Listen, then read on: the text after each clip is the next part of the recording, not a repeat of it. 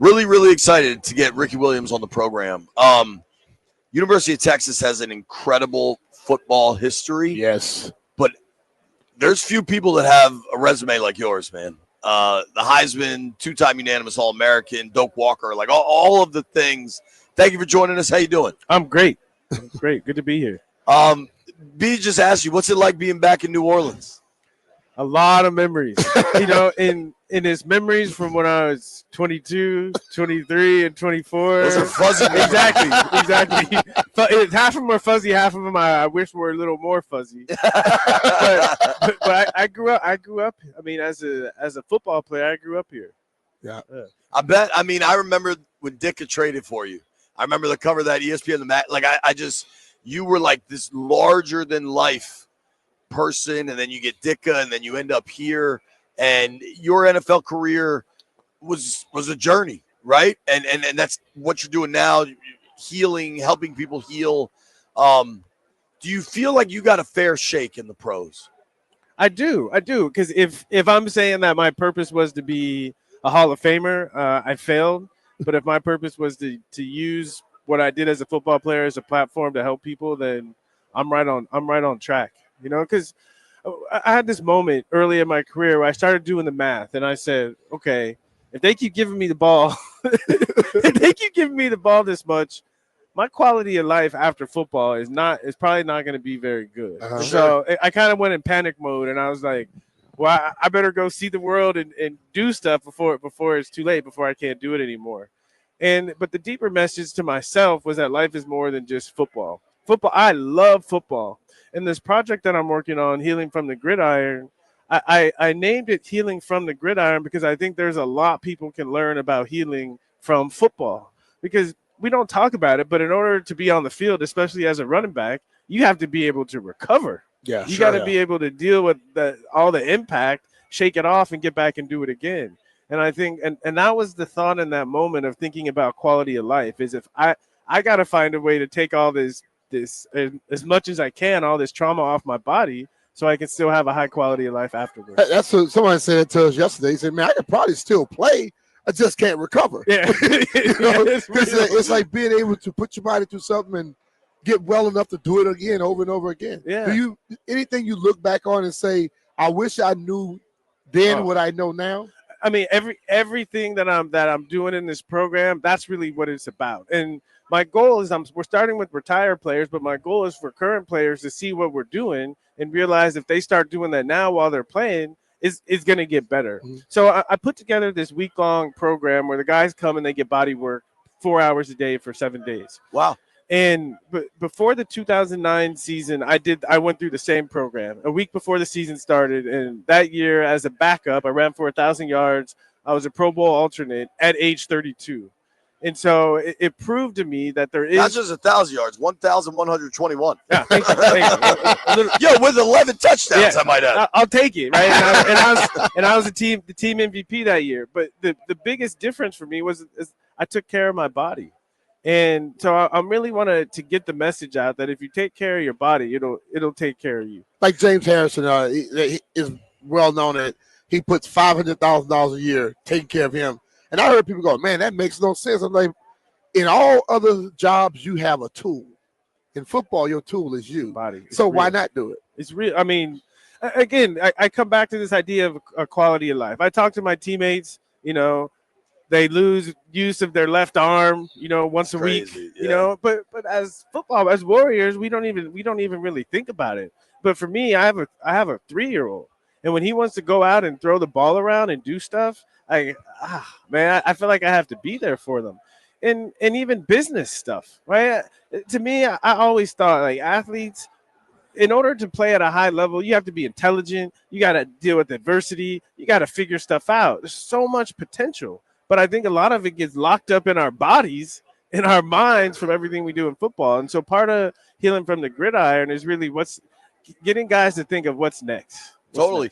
It's healingfromthegridiron.com if you want to check it out. The series offers an unprecedented look at prominent football players' physical, mental, and emotional recovery as they undergo intensive, multi-day treatments like Ricky's talking about.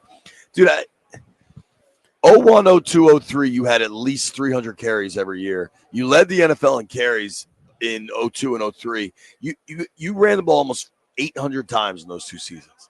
No wonder you felt beat up. I was beat up. I couldn't lift my arms over my head. And again, I did the math. I said I got to do something. And then that year off, I found yoga. I found ways to take better care of my body. I came back and I played another 8 years. Right. 8 years. So I'll tell you who it is in the break. I don't want to publicly say it. I had a conversation years back with a really prominent, probably future Hall of Fame player. The NFL policy, and it's changed now, and maybe you were a real catalyst for that change. Yeah. But and honestly, it was a cultural, societal thing. Yeah. Where our country's giving everybody opioids and putting people in prison for weed. Like, what sense does that make? But that was the problem, right? It made such little sense. Nobody really wanted to talk about it or point it out. But now it's everywhere, and I'm glad people are talking about it. I think you look at it like you look at some of the side effects of some of these opioids. Oh. They're way worse than with the stuff you see with anything else. Dude, unbelievably different. It's crazy, man. How much football are you watching now? I watch a little bit more college football than I do NFL, but anytime a game is on, I'm a connoisseur. I'm like, he missed the down block. We got to get up to the linebacker. Yeah. What are your thoughts on Saquon's year? Oh man, that's what I wanted to ask. You know, I said it last year and the year before. I said, in the conversations about the running back market, and Christian McCaffrey's a good example. It's really hard for running backs to stay healthy consistently, but you got to take care of star players. And Saquon has so much talent. He's always had so much talent. If he can stay healthy, he's going to put up crazy numbers, and he did it this year. We did. Yeah. It helps when you got that offensive line Philly's got too. Helps when you have an offensive line. Helps when you have a quarterback. But part of the offensive line is the coaching staff. And Sure. I think the biggest issue with teams not being able to run the ball well is they don't commit to it. When I see a coach that says we're going to commit to the run, it's football, right? And I don't care what you say. You can throw the ball and score all the points you want. But if someone's hitting you in the mouth for 3 quarters, people are going to lay down. There you go. Totally, man. It happens all the time. It's. Do you feel like between the success of Saquon and Derrick Henry in the free agency market, and honestly, I feel like just watching football, you can look at the stats and they'll tell you that numbers have changed a little bit. Do you feel like the run game's coming back? It's coming back from where it was a couple of years ago, but I don't think it's ever coming. I don't think it's ever coming back. Just passing league. Well, it's a passing league, and I think younger players, are moving more to other positions. Because 7-on-7 camps Exactly. everywhere. Exactly. That's what we talk about. They don't have running back camps everywhere. And running backs get beat up. I think kids, it's still the most fun position. No doubt about that. But I don't think it's going to come back because you're going to have great running backs, but the star players, again, you have to have an offensive line. You have to have a coach to commit. And I just don't see a lot of coaches doing it. Do you have like a favorite moment from your career? I have a couple because I had kind of multiple careers. Sure. I mean, dude, even your time at Texas was so iconic. Yeah. Even before you got to the pro. Yeah. So I'd say in the NFL, as a Saint here, when I came to New Orleans, Saints had never won a playoff game. Mm-hmm. My second year here, I had a wonderful defense, had a good running game. We beat the Rams in the playoffs. First playoff victory ever. Magical moment. That's crazy. Yeah. I mean, the Saints have been around at that point 40 years or something, right? About 40 years, yeah. Wow. Yeah. Yeah. I grew up in Louisiana, I know. Yeah. and then I got traded to Miami in that first year. I think the key moment, went to Buffalo, I had 230, something like that. Next week I had 216 against the Bears. So back-to-back 200-yard games in the NFL. It kind of felt like, okay, I can do it here, and then end up leading the NFL in rushing that year. For 1,800 that year. Yeah. That's pretty good. That was fun. That was fun. And then my last memory was, I mentioned 2009. I had 1,121. 1121, yes, sir. And 11 touchdowns. Yeah. It was fun to go through all the ups and downs and to come back and put another 1,000-yard season on the books. When you look back on it and you look at those, can you distinctly feel the difference from when you were just doing it, and then when you figured out all the things that you're doing now? It's a big difference. That's a wonderful question.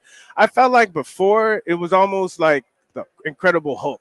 Like I had to get myself worked up and get myself into that mode, and sometimes I could do it, and sometimes I couldn't.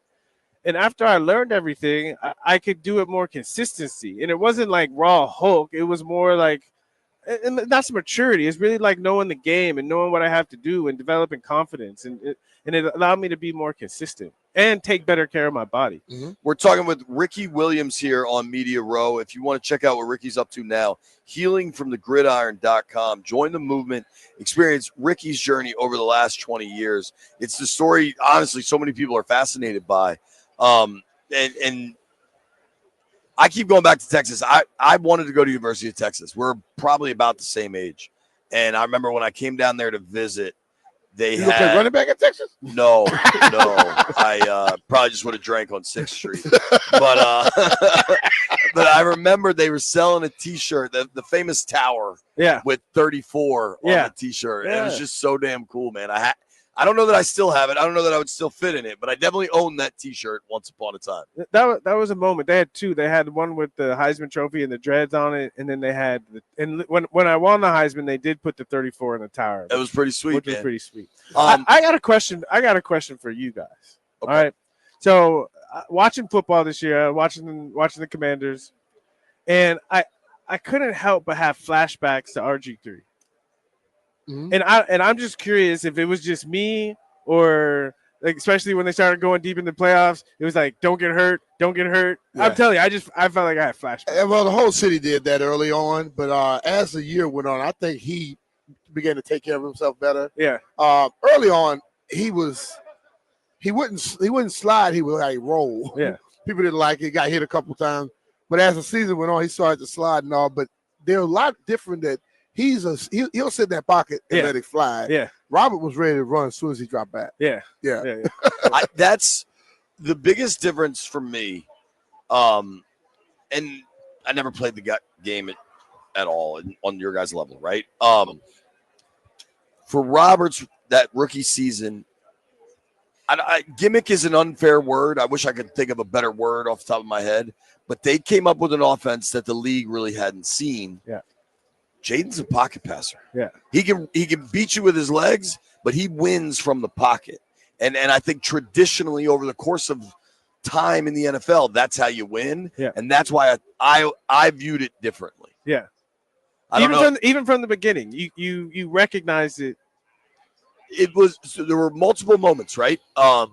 They did joint practices in Miami in August. Yeah. And it was hot as hell. And he shredded the Dolphins. And after the practices, media guys are going to talk to everybody. The Dolphins players were like, oh, my God, who is that dude? They were blown away by this rookie quarterback. And then for me, it was week 3. I don't know if you watched the game, Monday Night Football in Cincinnati, when he beat Burrow and he hit that long TD pass to Terry McLaurin. Getting hit in the face. Yeah. Getting rocked. And that was like, okay, this dude's different. Yeah. The legs obviously are a huge part of it too. Yeah. But what do you think the ceiling is for a player like Jaden Daniels?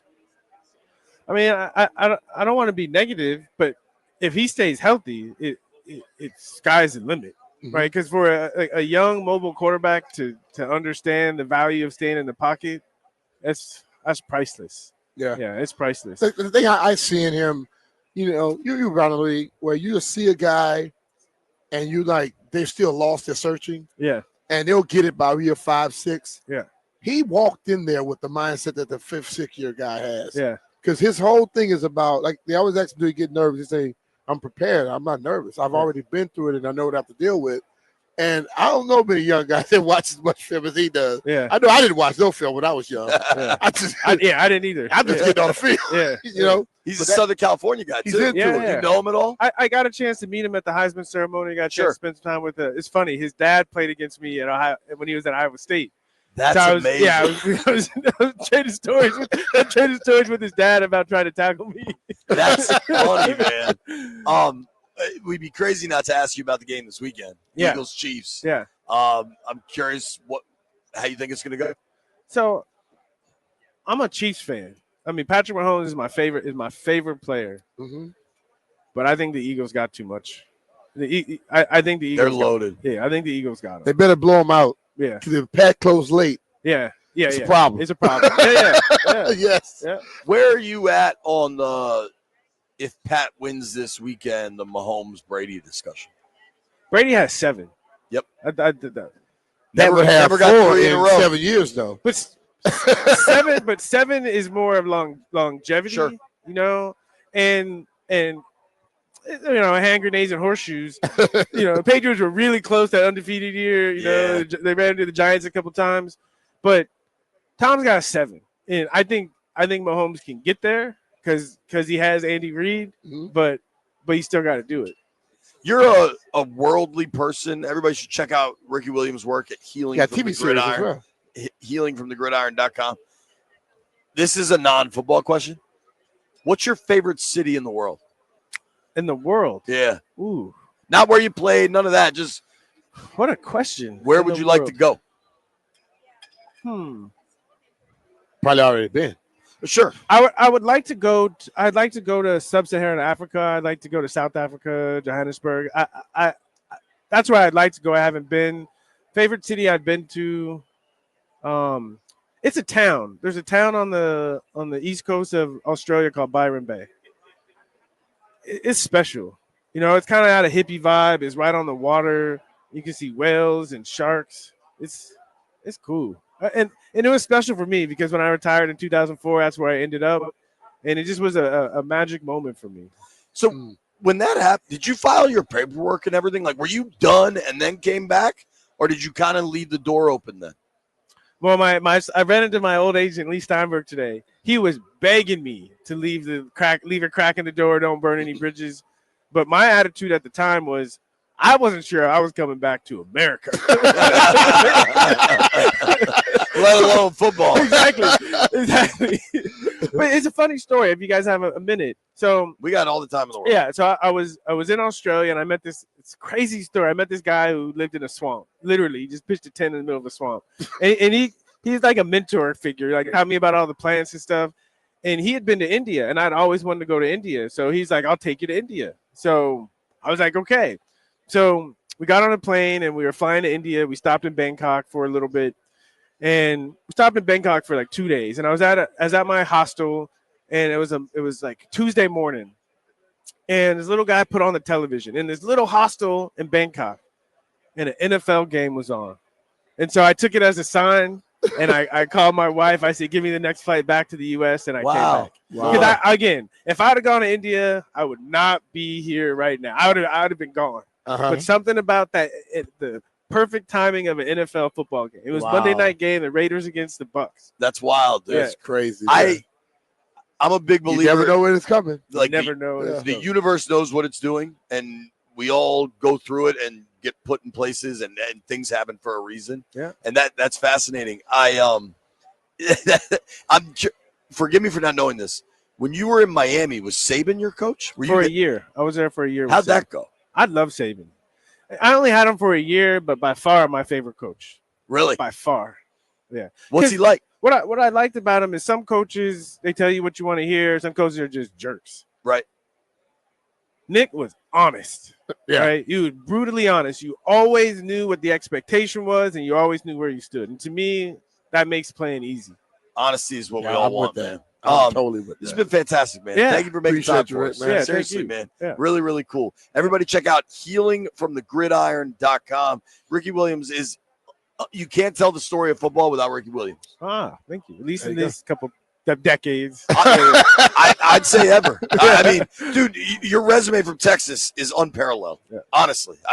And that ESPN, the magazine cover is iconic. The wedding dress. Yeah. The wedding dress. Yes. Yeah. Thank you, Ricky. You guys appreciate it, Rick. One more story. So fire away. There's a cannabis brand in California, and they're in a bunch of other states. And every year for the Super Bowl, they do a locker, and they put weed in the locker. And this year they said we want to do some Easter eggs, so we want you to put like secrets inside of in the locker. And And it was special this year because the Super Bowl is here in New Orleans, and so I had them put a wedding dress in the locker. And so, in the first page of the first, when you open the locker, it's my jersey, and then hanging up behind my jersey is a wedding dress. All right, I got one more question. Yeah. What are you more surprised by from your playing days to where the world is now? Sports betting or the weed policies? Sports betting. Because sports betting was even worse than weed. Right. Know? Like, if you bet, you get banned for life. Weed, you just get 4 games. Gummies or flour? I'm a flour person, but if I'm promoting gummies, when I played football, Kevin O'Neill, our head trainer, would walk down the aisle after away games, and he'd have Ambien and Vicodin. You need any? I'm saying one day he's gonna walk down, he's gonna have gummies, right? Tropical or strawberry. The only danger with the gummies, you gotta wait, because if you're like, yo, this ain't hitting, and then you take another one, long night. I believe in CBD. Do you? I do. I take it. I take CBD to go play golf. I play a lot of tennis. Like, dude, it turns off the anxious side of your brain, I think. Yeah, and it relaxes the body. Well, CBD for golf. He needs more than that. Yeah. We got that too. Tito's, nicotine, all of it. Yo, Ricky, thank you, man. Thank you. Appreciate it, brother. Yeah, really great. Nobody go anywhere. We're going to open these phones up.